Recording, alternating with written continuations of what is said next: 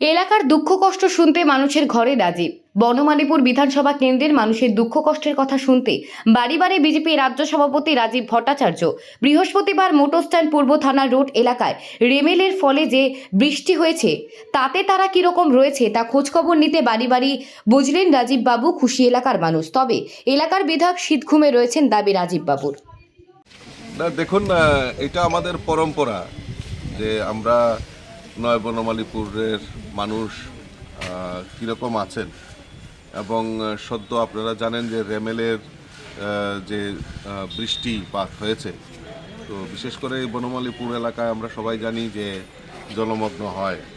তো সেই কারণে এবং সরকার গত দুদিন আগে আপনারা দেখেছেন মাননীয় মেয়র কমিশনারকে নিয়ে এই বনমালীপুর এলাকা আমি ভিজিট করেছি এবং যে জমাট জলের যে সমস্যা, আমাদের সরকার সদার্থক ভূমিকা নিয়ে সেগুলি দ্রুত নিরসনের জন্য পদক্ষেপ নিয়েছেন এবং আগে যেভাবে ঘন্টার পর ঘন্টা জল, দিনের পর দিন জল দাঁড়িয়ে থাকতো, কিন্তু এখন আমাদের সরকারের সদিচ্ছার ফলে যে কিছুক্ষণের মধ্যে এই জল নিষ্কাশনের ব্যবস্থা এরকম করে দেওয়া হয়েছে যাতে জল যাতে এক জায়গাতে না দাঁড়ায়।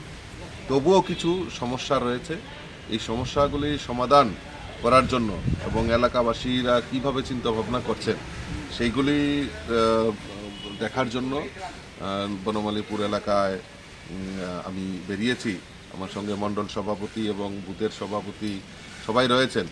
তো আমরা চাই মানুষের পাশে দাঁড়িয়ে মানুষকে যত পরিষেবা দেওয়া যায়, মানুষের পাশে থাকা যায়, সেই সংকল্প নিয়েই। কারণ আমরা ক্ষমতার জন্য রাজনীতি করি না। ভারতীয় জনতা পার্টির মূল উদ্দেশ্য হলো মানুষের জন্য কাজ করা, সমাজের জন্য কাজ করা, রাষ্ট্রের জন্য কাজ করা।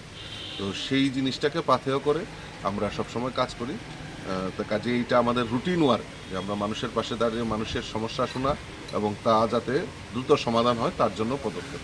যে দেখা যাচ্ছে এই এলাকার বিধায়ক মানে যিনি রয়েছেন তিনি বিরোধী বিধায়ক, তিনি মানে কোনো মানে বাড়ি করে এই যে এত জল জমেছে কোনোক্ষণে দেখা যায়নি সেই বিষয়ে। আমি তো দেখিনি ওনাকে, এলাকাবাসীও বলছেন যদি আসলে একটু ঠান্ডা ঠান্ডা পেয়েছেন, এখন একটু বৃষ্টি গরম অতি তাপদাহ ছিল, তারপর আমাদের বৃষ্টি হয়েছে, কিছুটা ঠান্ডা পেয়েছেন, তো উনি এখন কুম্ভনিদ্রায় আছেন।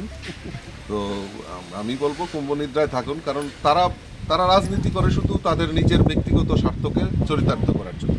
তাদের কাছে মানুষের পরিষেবা, মানুষের কাছে পাশে দাঁড়ানো এটা তাদের মূল বিষয়বস্তু না।